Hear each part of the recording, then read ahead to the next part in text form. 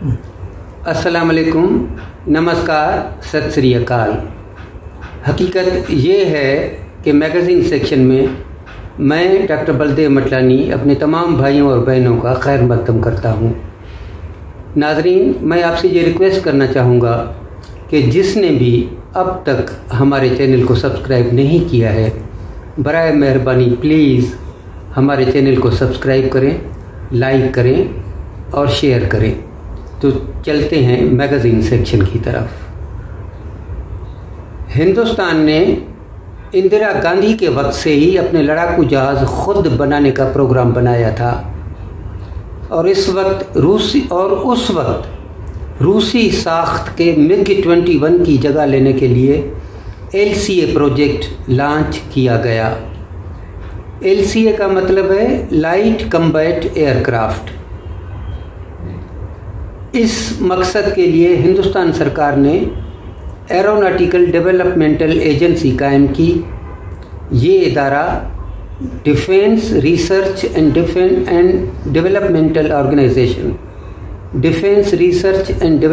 Organisation के तहत काम करता है। शुरू से ही इस जहाज़ के लिए ये पैरामीटर्स सेट किए गए कि ये जहाज़ फ्लाई बाय वायर होगा, यानी इसका कंट्रोल कंप्यूटर के हाथ में होगा।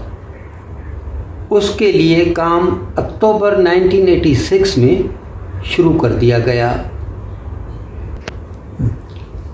टेक्निकल हेल्प के लिए इस इदारे ने फ्रांस के डासो ब्रिगेड से ताल्लुक़ कायम किया, जो कि ख़ास तौर पर इसके डिज़ाइन करने में हिंदुस्तानी इदारों की मदद करता है। इस LCA प्रोजेक्ट को बाद में तेजस नाम दिया गया और उसका डिज़ाइन पहले 1990 में पास किया गया। एक वक्त में लॉकहीड मार्टिन से भी मदद लेने का सोचा गया, मगर उसकी तरफ से खातिर ख्वाह जवाब ना आने की वजह से ये ख्याल बाद में रद्द कर दिया गया। जब नेशनल कंट्रोल लॉ टीम ने इसका एक प्रोटोटाइप तैयार किया तो उसे आयरन बर्ड टेस्ट रिग पर टेस्ट किया गया। 4 इंजनों वाला कंप्यूटर से चलने वाला जहाज़ जब 50 घंटों तक किसी भी नुक्स के बिना चलता रहा तो उसे फ़्लाइट के लिए मंजूरी दे दी गई। वो दिन थे 2001 के और सचमुच ये 4 इंजनों वाला जहाज़ कामयाबी से पहली परवाज़ भर सका। अब इस जहाज़ के लिए MMR या मल्टी मोड रेडार की ज़रूरत थी। बैरूनी ममालिक के MMR के बारे में भी सोचा गया, लेकिन आखिरकार अपना देसी MMR बनाने का फ़ैसला लिया गया। बहुत सारे रेडार बनाए गए और टेस्ट किए गए, लेकिन नतीजा खातिर ख्वाह नहीं निकला। उधर जहाज़ के लिए मटीरियल बनाने और कॉकपिट बनाने पर काम शुरू हुआ। वक्त गुजरने के साथ साथ multi mode pulse Doppler radar भी तैयार हो गया। इस सारी मेहनत की वजह से हिंदुस्तान की जहाज़ के पुर्जे बनाने की काबिलियत में भी इजाफ़ा हुआ और अब ये तेजस बहुत कम दरामदशुदा सामान पर इन्हिसार करता है। अब सरकार का ये कहना है कि ये जहाज़ MiG-21 की जगह पर नहीं, बल्कि अलग से इंडियन एयरफोर्स के काम में आएगा। तेजस का पहला प्रोटोटाइप 2003 में तैयार हुआ। उसको नाम दिया गया PV-1। बाद में उसका नेवल वर्जन भी तैयार किया गया। हिंदुस्तान में 2 एयरक्राफ्ट कैरियर्स हैं, उनके लिए भी हवाई जहाज़ों की ज़रूरत पड़ती है, लेकिन वो ख़ास किस्म के लड़ाकू जहाज़ होते हैं। उसके नेवल वर्जन में एक ही पायलट बैठने की जगह है। 2016 में उसका एक स्क्वाड्रन बनाकर इंडियन एयरफोर्स के सुपर्द कर दिया गया। तेजस का ऑपरेशनल रेडियस 400 से 500 किलोमीटर है। हिंदुस्तान के कोयम्बतूर हवाई अड्डे पर इस स्क्वाड्रन को रखा गया है। अब ये जहाज़ हवा में ही पेट्रोल भर सकता है। अब इसके वज़न को घटाने की गरज से इसकी बॉडी में कंपोजिट मटेरियल का ज़्यादा से ज़्यादा इस्तेमाल किया जा रहा है। तेजस मार्क 1A की पैदावार 2023 में शुरू होने जा रही है। उसका नेवल वर्जन पर 2003 में काम शुरू कर दिया गया था। उसका पहला जहाज़ 2010 में बनकर तैयार किया गया और उसका प्रोटोटाइप 2010 में उड़ाया गया। मुख्तलिफ टेस्ट फ्लाइटिंग के बाद 2020 में नेवल प्रोटोटाइप NP2 तैयारा बरदार जहाज़ विक्रमादित्य से उड़ाने की कामयाबी से टेस्ट फ्लाइट की।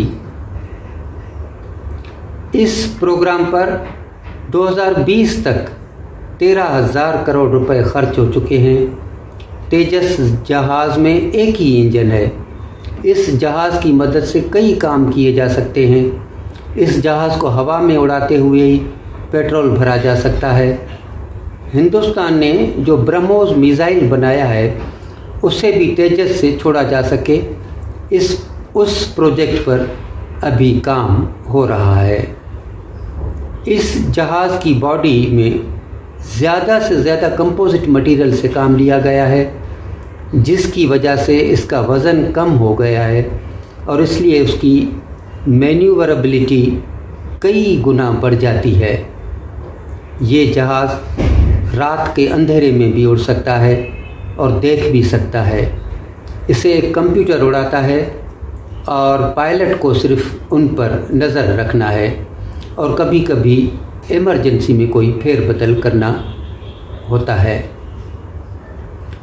उसके सारे उड़ाने के और हमला करने के सिस्टम हिंदुस्तान में ही तैयार किए गए हैं। इसका इलेक्ट्रॉनिक वारफेयर भी मुल्क में ही डिफेंस एवियोनिक्स रिसर्च एस्टेब्लिशमेंट या डेयर ने बनाया है। तेजस फॉरवर्ड लुकिंग इंफ्रारेड सेंसर भी रखता है। उसके साथ फ्रांस की मशहूर कंपनी राफेल के लाइटनिंग 41 के सिस्टम जोड़े जा सकते हैं, जिससे रिकनेजेंस, सर्विलेंस और इंटेलिजेंस गैदरिंग में बड़ी मदद मिलेगी। अप्रैल 2018 में तेजस के पूरे बेड़े ने गगन शक्ति 2018 के एक्सरसाइज में हिस्सा लिया। इस एक्सरसाइज में 1100 हवाई जहाज़ और 15,000 जवानों ने हिस्सा लिया था।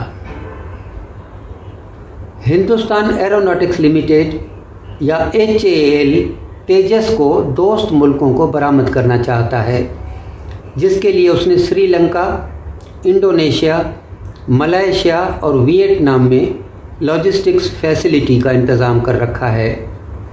अर्जेंटीना ने भी तेजस खरीदने में दिलचस्पी दिखाई है, लेकिन हो सकता है कि बरतानिया की अर्जेंटीना के ख़िलाफ़ लगाई गई पाबंदियों की वजह से ये बरामद मुमकिन न हो सके।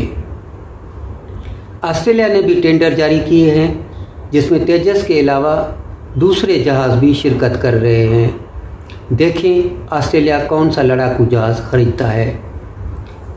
अब सुनने में आया है कि मलेशिया तेजस खरीदना चाहता है, लेकिन उसके लिए उसकी कीमत के आधे पैसे का मलेशिया से कुछ भी दरामद करना पड़ेगा। इसलिए दोनों मुल्कों ने ऐसा MOU भी साइन किया है। श्रीलंका भी ऐसे 12 जहाज़ खरीदना चाहता है और इसलिए उसने उसका प्रोसेस शुरू कर दिया है। हिंदुस्तान को अगर खुद कफील बनना है तो जितना हो सके दिफा के लिए हिंदुस्तान को दिफाई सामान में हथियार खुद ही बनाने होंगे। आजकल जो दुनिया का माहौल है, सारे मुल्क अलग अलग कैंपों में बटे हुए हैं। ऐसे में कुछ भी नहीं कहा जा सकता कि कौन सी चीज़ का हमें कब मिलने से इनकार हो जाए या उसके ख़िलाफ़ सैंक्शंस लगा दी जाएं।